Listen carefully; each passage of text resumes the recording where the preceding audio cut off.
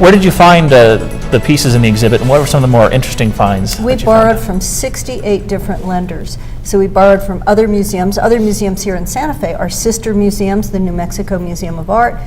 We borrowed from the Museum of Indian Art and Culture. We borrowed from the Folk Art Museum to make sure that we're really telling that story. But we borrowed from the Cooper family, from Southeast New Mexico, from Lee County, who are still some of the most well-known rodeo cowboys in the United States. They come from Southeast New Mexico. From Northeastern New Mexico, we borrowed from Linda Davis, and the Davis family have been ranching for well over a century in Northeastern New Mexico. One of the real centerpieces of the exhibit is the chuck wagon that came off of the Bell Ranch, and the Bell Ranch is over by Tucumcari, New Mexico.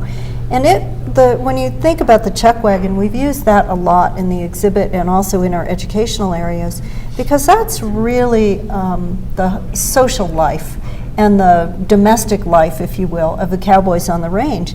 They come there in the morning for their coffee. They're there at the end of the day for dinner and for telling songs and dancing. So we've tried to tell both the real life of the cowboys and then looked at how their lives were reflected or are reflected in ads and movies. Well, and